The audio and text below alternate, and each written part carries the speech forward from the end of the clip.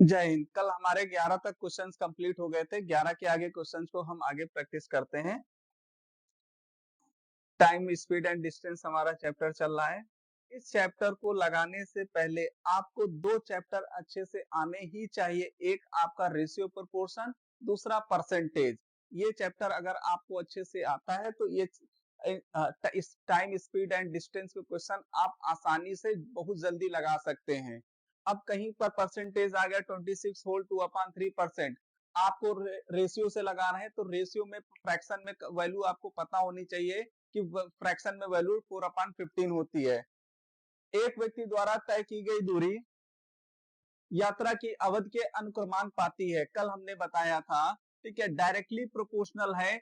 क्या चीज? डिस्टेंस और टाइम। डिस्टेंस और टाइम डायरेक्टली प्रोपोर्शन है। मतलब इस क्वेश्चन में क्या है? स्पीड कांस्टेंट है। अगर स्पीड कांस्टेंट है तो डिस्टेंस और टाइम में क्या रिलेशन होता है? डायरेक्टली प्रोपोर्शनल होता है। मतलब जो डिस्टेंस का रेशियो होगा वही हमारा टाइम का भी रेशियो होगा। जो डिस्टेंस का रेशियो होगा वही हमारा टाइम का रेशियो होगा।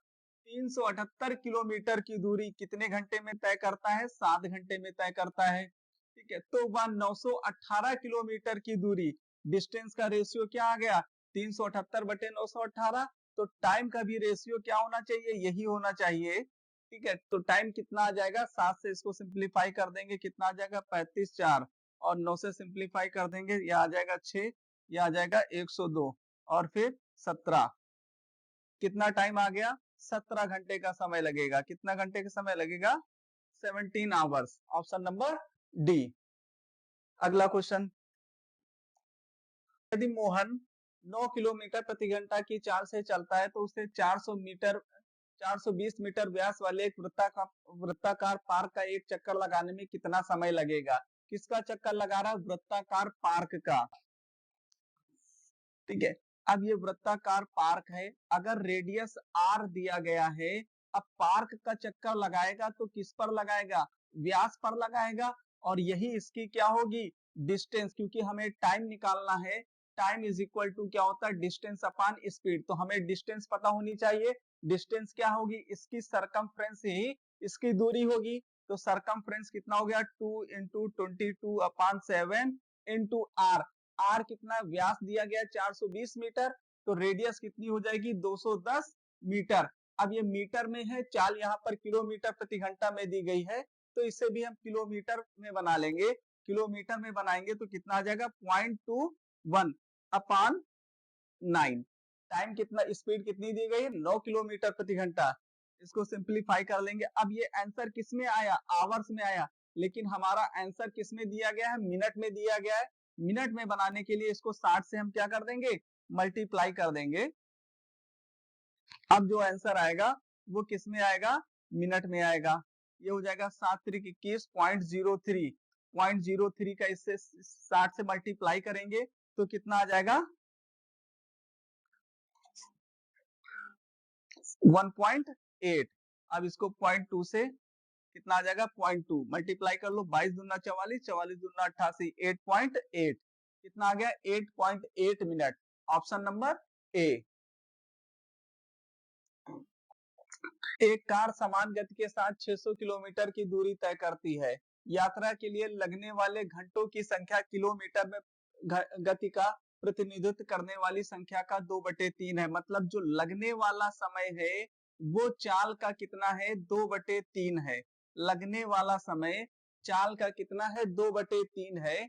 तो यहां से चाल कितनी आ जाएगी? चाल बराबर आ जाएगा 3/2 टी।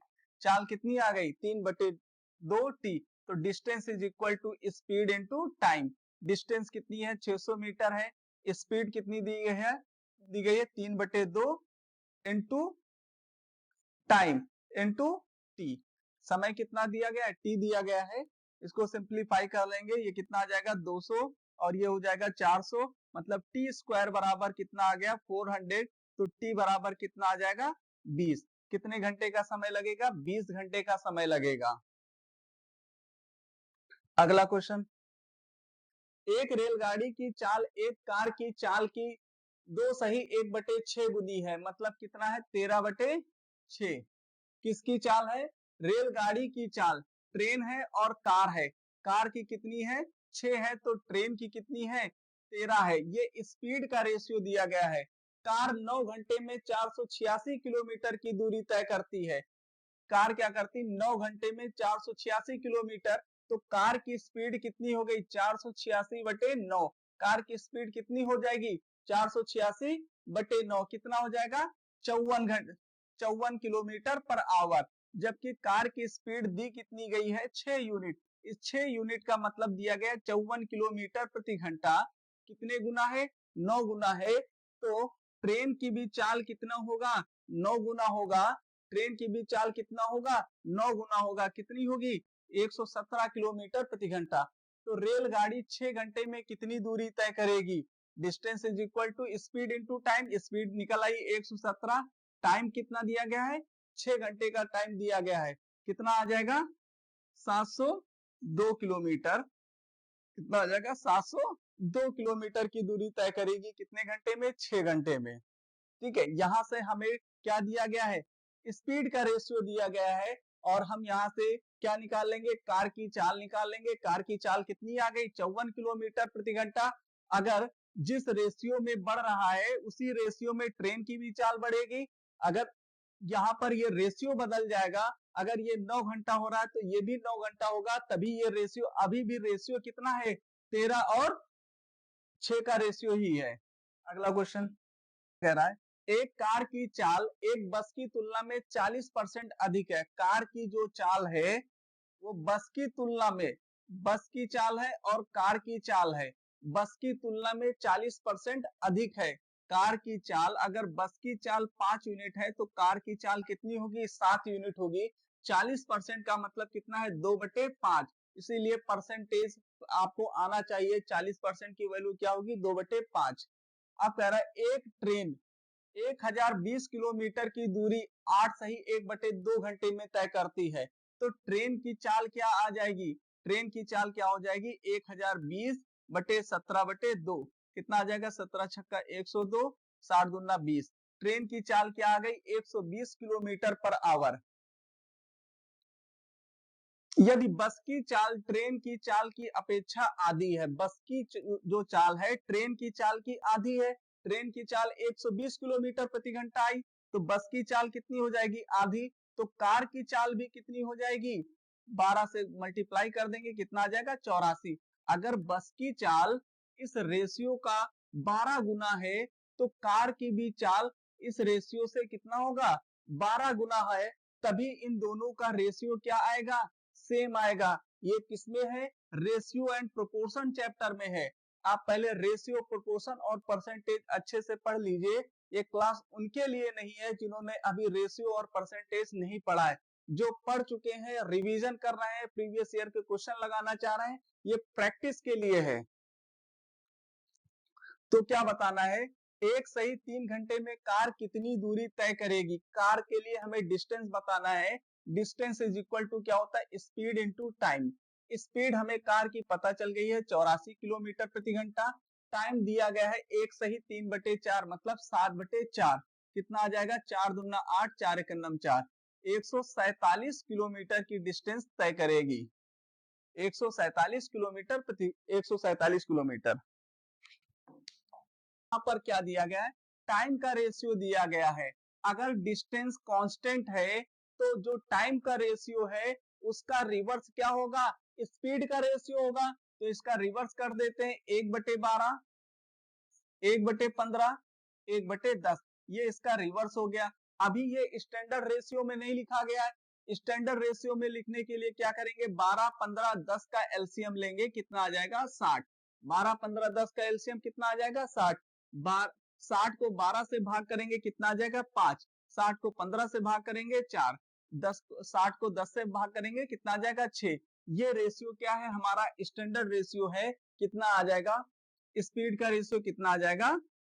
5, 4 और 6।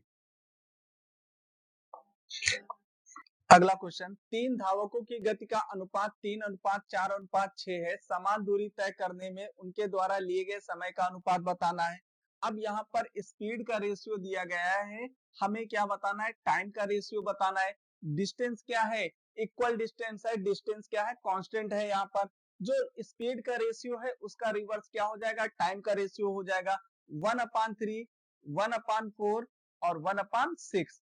अभी ये क्या है, स्टैंडर्ड रेशियो में नहीं है। स्टैंडर्ड रेशियो में बनाने के लिए जो डिनोमिनेटर है उनका एलसीएम ले लेंगे, कितना आ जाएगा 12। 12 को 3 से भाग करेंगे 4, 12 को 4 से भाग करेंगे 3 और 12 को 6 से भाग करेंगे कितना आ जाएगा 2। रेशियो कितना आ जाएगा 4:3:2। अगला क्वेश्चन, बढ़िया क्वेश्चन है, देखते हैं। एक साइकिल सवार और एक जागर एक निश्चित दूरी को एक निश्चित चाल से तय करते हैं। यदि जागर साइकिल सवार द्वारा तय की गई दूरी की 1/3 दूरी को साइकिल सवार द्वारा लिए गए समय के दोगुने समय में तय करता है। यहाँ पर आपका जॉगर है और साइकिल सवार है। स्पीड का रेशियो दिया गया है और टाइम का रेशियो दिया गया है। स्पीड का रेशियो दिया गया है और टाइम का रेशियो, सॉरी, डिस्टेंस का रेशियो दिया गया है और टाइम का रेशियो दिया गया है।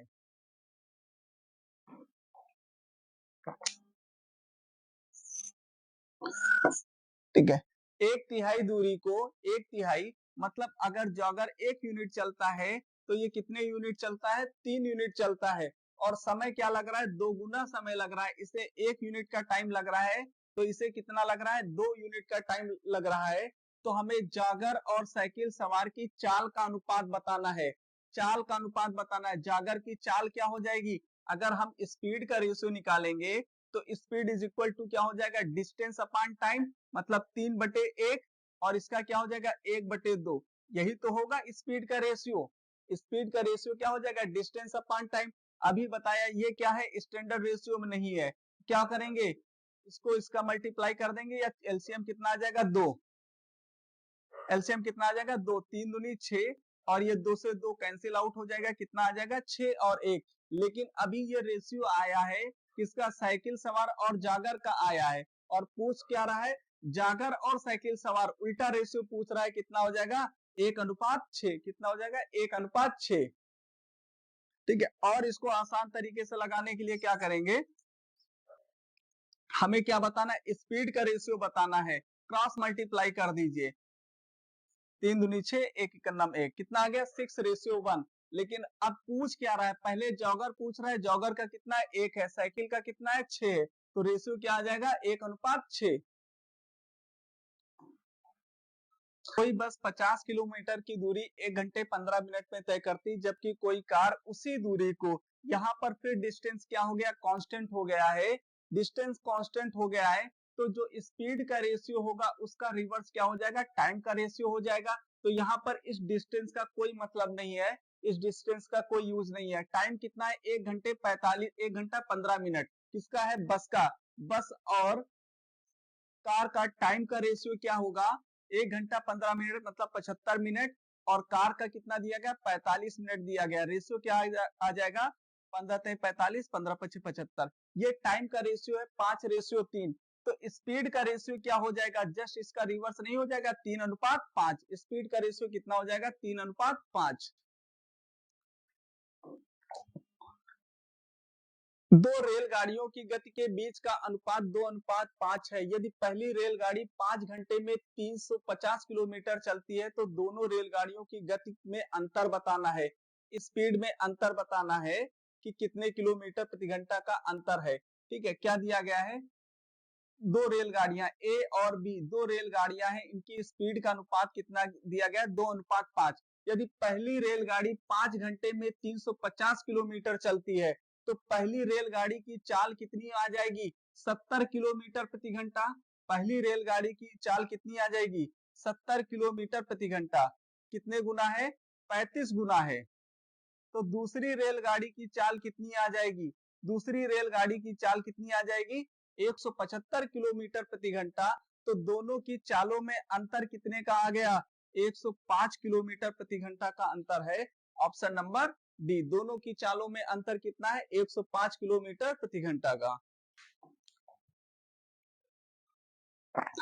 यदि कोई व्यक्ति अपनी गति 83 सही 1/3% बढ़ाता है। 83 सही 1/3% का मतलब होता है 5/6। कितना होता है? 5/6। मतलब अगर उसकी चाल पहले कितनी थी? 6 यूनिट थी, अब उसकी चाल 5 यूनिट बढ़ गई, उसकी चाल कितनी हो गई? 11 यूनिट। ये चाल का रेशियो दिया गया है, तो टाइम का रेशियो कितना हो जाएगा? 11 से 6 हो जाएगा। अब क्या पूछ रहा है? पहुंचने के लिए समय में कितने प्रतिशत की कमी करनी पड़ेगी? भाई पहले 11 थी, अब कितनी हो गई? 6 हो गई। कितना समय में कमी हुई? 5। कितने में? 11 में। बेस यूनिट क्या है? 11। 5/11। 1/11 कितना होता है? 9.09। 1/11 आपका होता है 9.09। तो 5 गुना है, कितना हो जाएगा? 45.45। 45.45। 45.45।